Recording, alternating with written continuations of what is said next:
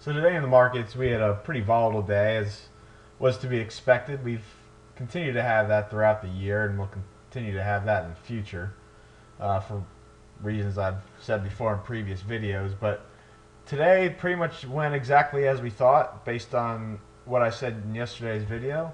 Because when you look down here, we have the Yellen put down here, and you can see it hit exactly and then bounced right back up. So minute chart of the SPY went right down, and immediately after it touched it, went straight back up. Traded sideways for a bit and then took off in the last half an hour. So big update today.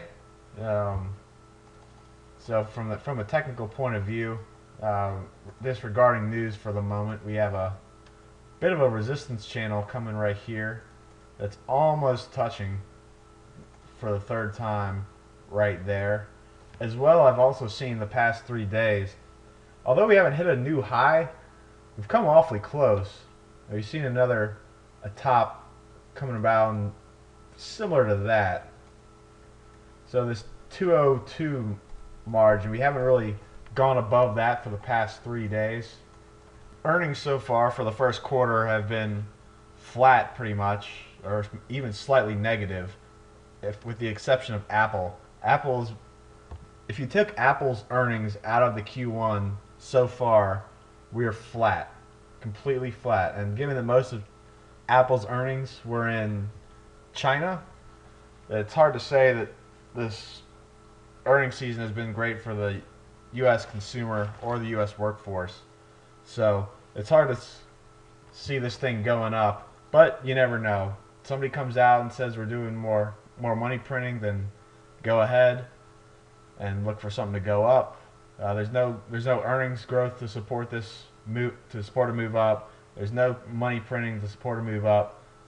So I still think this Yellen put is going to stay in here for a little while. Even someone who's never seen a stock chart before in their life can see what's been going on for the last month and a half or so. You've had 1, 2, 3, 4, 5, and now 6 bounces off of this 199, 198 range. So between here and there, you've kind of seen it sideways. But if this were a normal stock chart that I was looking at, the way I would view this is like so.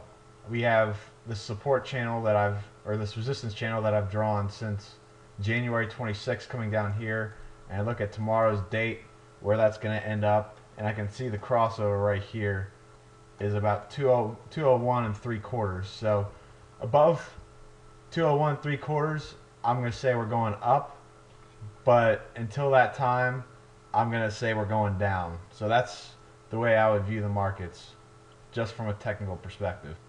So yesterday's video, we talked about a trade today on Facebook, and this is the chart of Facebook before today's data. And looking back on it, this has to be one of the top 5 dumbest trades that I've ever made. And the reason is that we predicted exactly what the market was going to do. It did exactly what we said it was going to do, and yet still we wound up not making any money at all. In fact, we even took a loss. So that it'll never top the worst trade I ever made, and I'll talk about that maybe in a future video, but this is right up there with it. So we said that Facebook had made a move up and a correction back down right there to the 75.72, and so we said that the stop, we were going to go up with a stop at 74.75, and we were going to hold on to it. So before we go into the minute, let's take a look back at the S&P today from a minute chart perspective. We said yesterday that after this sharp move down right there, that today was either going to do that, and then that, or that, and then that. So you can see, looking at this, that it opened a point above the close of yesterday, which means that it wasn't this. So here's where the up move was, right here. right there. So that means right at the beginning, we're going down. Yet still, we chose to go up, or at least I did. And looking back at Facebook, here's what happens right there. Starts going down. And as soon as this happens, I draw the resistance channel right there. Goes down again, big time. I'm still not in yet. And then it starts coming up. And here's where I get in. Right here. I bought a 76.5 call for 69 cents. This is our stop right here. So I'm in at 75.5 roughly, with about 3/4 of a point above our stop. And the reason I got in here is because I thought it would stutter a little bit and then shoot up, which in fact it absolutely did not do. It continues to go down, continues to go down, continues to go down, and now we're out. Right there, 0.49 is what I sold them for a 29% loss. And you can see it continue to go down even further. And you'll notice that once this happens down here, it almost exactly correlates with the time that the S&P crosses this 198 support that it's had for a long time at 10:05. So if we go back to our Facebook minute chart, here, right here, is going to be 10:05 right there. Continues to go down, and then right there is 10:05, and immediately after that, it starts going up.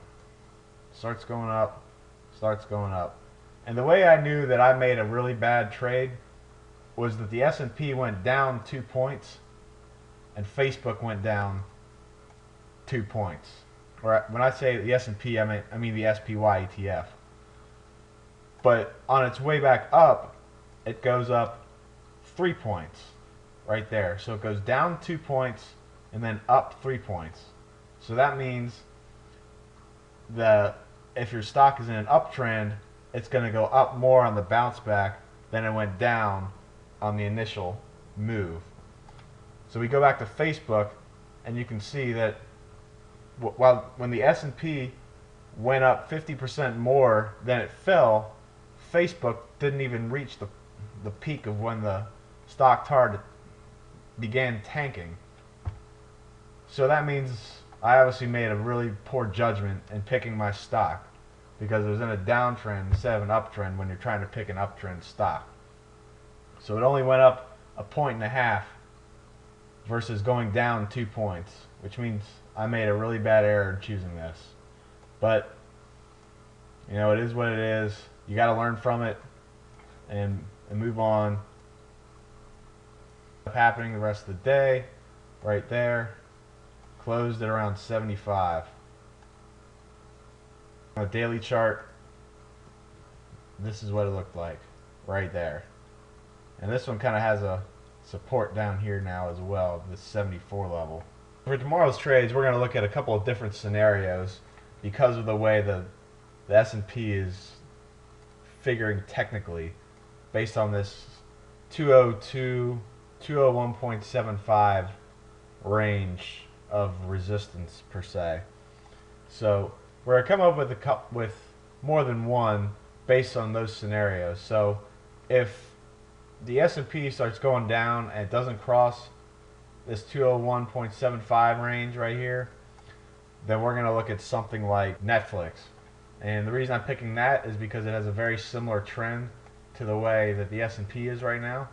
And so you had this massive move up on earnings. So up until January 27th, this was in a massive bull move from about 320 right there all the way up to peaking at 457. Quite a move before any profit taking took place. When we spread this out right here, we have a resistance channel right there, and that line right there for tomorrow, draw this a little bit better, is nearly the close of today. So this line says about 441. We'll call it 442 and a half right there, a point above that. So if the S&P opens lower and doesn't cross that threshold, then we're going to go with Netflix, and we're going to go bearish on Netflix with a stop at 442 and a half. Continue with the trend that it's already in. However, if it decides it wants to move north of 202 and decides it wants to go up, then we're going to look at Amazon. And the reason I pick Amazon is because it had a nice move after earnings, went up today, and it closed very close to this latest resistance right here back in July. This one is very similar to Netflix, the way it broke out. So if we go back to Netflix, here was the breakout right here after earnings. But something that you might want to note that isn't terribly obvious when you first see this is that every single time on these 4 consecutive days, here, here, here, and here, they were all up days.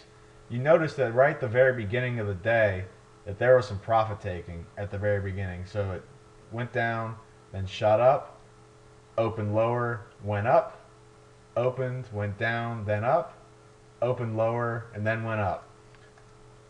And that's important when you're looking at a breakout, because no breakout just continues to go exactly like that. It's up, a little bit down, and then up, and then a little bit down, and then up. Similar to that. So that's what we're looking on for Amazon. Only go north on this if it A, opens lower, or B, retraces slightly at the beginning of the day, similar to what I just showed you in Amazon. You can see what happened today before it decided to make a move up. It closed yesterday on Friday at 354 and a half, and it opened today at 350, 5 points lower. And we're looking for that similar type of action as well. So if we draw this line right here, not that there's really anything to define a support channel, but a makeshift channel, I should say, right there. And then that number right there is 356 and a half. That's what I'll use for my stop. I'm going to say that we're going to go north with under two rules. Number one, the SPY ETF crosses above 202, and Amazon touches 360 and a half. So that gives us two criteria. Number one, the S&P decides that it wants to go in a bullish run, and number two, that there was some retracement at the beginning of Amazon. Now this thing may go north regardless of what happens with the S&P, but I'm just saying I want further confirmation before I decide that I want to continue on the trend that's been going on for the last 2 days since earnings. So those are our two trades, and good luck tomorrow.